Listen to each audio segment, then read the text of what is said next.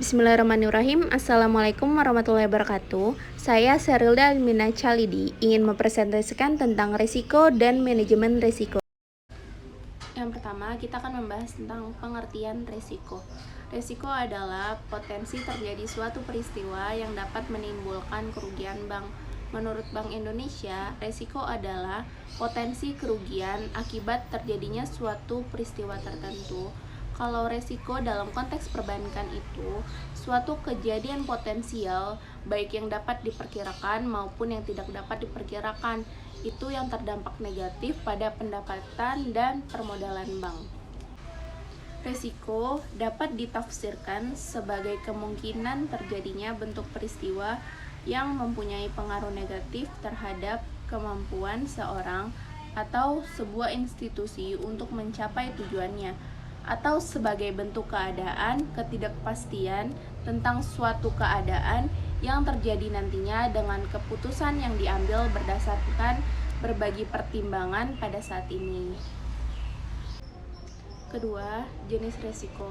Pada ketentuan Bank Indonesia dan perubahannya tentang penerapan manajemen risiko bagi bank umum, terdapat 8 risiko yang harus dikelola bank, yaitu ada risiko kredit, risiko pasar, risiko operasional, risiko likuiditas, risiko kepatuhan, risiko hukum, risiko reputasi, dan risiko strategik. Setiap aktivitas atau produk bank paling tidak mengandung satu jenis risiko atau lebih. Oleh karena itu, untuk menghindari potensi kerugian, bank perlu melakukan pengelolaan atas risiko tersebut. Manajemen risiko pada hakikatnya merupakan serangkaian metodologi atau prosedur yang digunakan untuk mengidentifikasi, mengukur, atau melakukan mitigasi, memantau, dan mengendalikan risiko yang timbul dari seluruh kegiatan usaha bank. Manajemen risiko merupakan upaya untuk mengelola risiko agar peluang mendapatkan keuntungan dapat diwujudkan secara kesinambungan karena risiko terhadap aktivitas bank sudah diperhitungkan. Yang ketiga, proses manajemen risiko.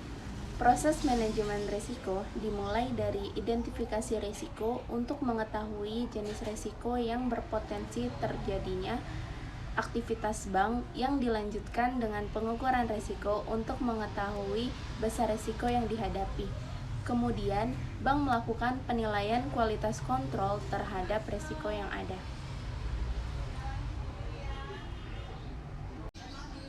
Proses manajemen risiko yang pertama, identifikasi risiko.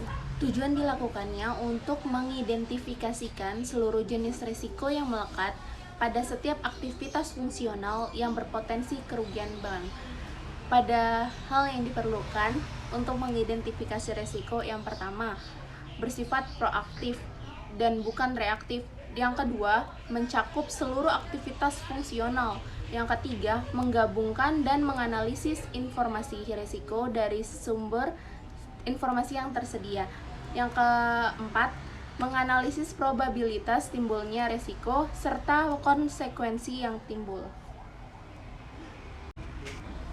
A. Risiko kredit. Risiko kredit adalah kerugian akibat kegagalan pihak lawan memenuhi kewajibannya. Risiko kredit dapat bersumber dari berbagai aktivitas fungsional bank seperti perkreditan, aktivitas treasury, aktivitas terkait investasi, dan pembiayaan perdagangan. Risiko kredit terjadi pada saat bank memberikan fasilitas kredit pada debitur yang terdapat pada risiko debitur tidak melaksanakan kewajibannya melunasi kewajiban. Sebagai contoh, risiko kredit dapat timbul apabila yang pertama, bank memberikan kredit terhadap nasabah. Yang kedua, bank menempatkan dana pada bank lain sebagai penempatan antar bank. Ketiga, bank melakukan transaksi derivatif seperti kontrak berjangka forward atau swap dengan nasabah atau dengan bank lain. Yang keempat, bank membeli surat berharga korporasi. Yang B, resiko pasar. Resiko pasar trading book terjadi apabila bank mempunyai posisi trading dan harga pasar dari posisi tersebut dapat mengalami penurunan karena perubahan faktor pasar seperti tingkat suku bunga pasar dan nilai tukar antar dua valuta tempat bank mempunyai posisi terbuka. Resiko pasar dalam banking book adalah potensi resiko terhadap penurunan pendapatan bunga bersih dan nilai ekonomis dari modal sebagai dampak dari perubahan suku bunga pasar. Sebagai contoh, resiko pasar dapat timbul apabila yang pertama, bank membeli obligasi negara dengan kupon tetap ketika harga pasar obligasi akan turun apabila suku bunga pasar meningkat. Yang kedua, bank membeli valuta USD yang nilai dalam valuta rupiah akan menurun apabila nilai tukar USD melemah terhadap rupiah. Yang ketiga, bank melakukan transaksi derivatif interest rate swap yang dapat menimbulkan kewajiban derivatif bagi pihak counterparty. Yang keempat, bank melakukan aktivitas trading atau jual beli surat berharga. C. Risiko operasional.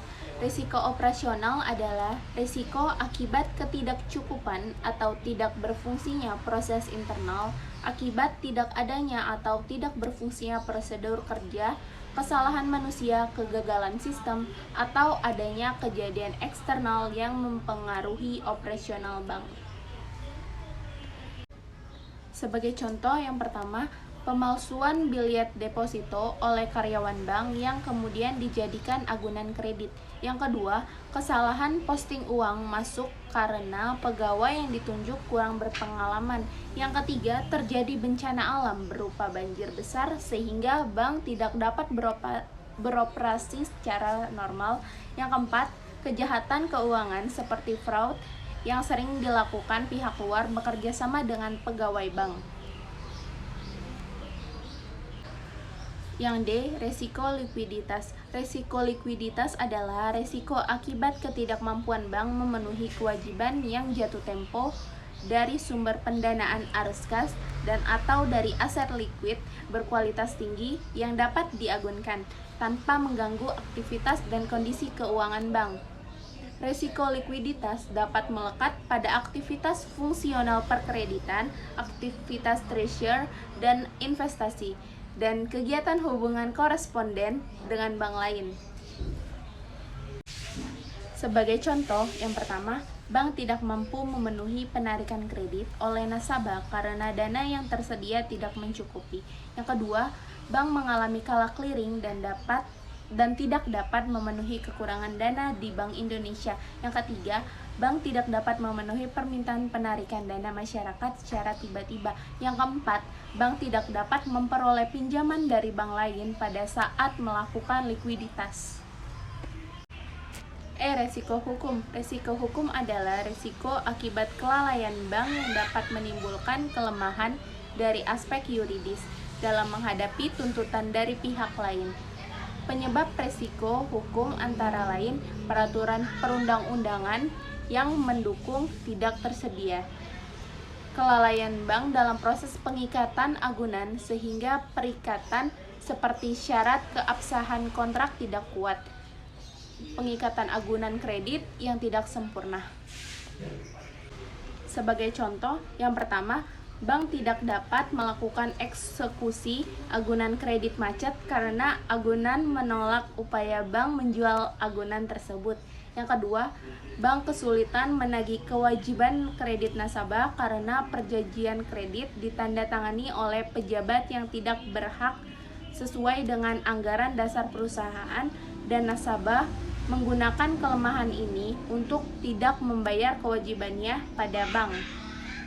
Yang ketiga, nasabah menuntut bank karena nasabah merasa membeli produk bank yang tidak transparan, mengingat bank dinilai tidak menjelaskan risiko dari produk tersebut. F. Risiko reputasi. Risiko reputasi adalah risiko suatu kejadian yang menimbulkan persepsi negatif terhadap bank yang dapat mengakibatkan tingkat kepercayaan stakeholder pada bank menurun. Sebagai contoh, yang pertama, penagihan kartu kredit bank dilakukan oleh pihak ketiga yang tidak memperhatikan etika cara penagihan sehingga menurunkan reputasi bank secara umum di mata masyarakat. Yang kedua, terjadi kerugian besar pada bank akibat perbuatan fraud oleh pegawai bank sehingga nasabah meragukan keamanan menyimpan dana di bank tersebut. Yang ketiga, produk kartu kredit banyak menjadi sasaran kejahatan keuangan sehingga reputasi bank sebagai bank yang aman menjadi menurun dan berpotensi memberikan dampak menurunnya bisnis kartu kredit. Sekian presentasi dari saya, kurang lebihnya mohon maaf. Billahi fissabil haq fastabiqul khairat. Wassalamualaikum warahmatullahi wabarakatuh.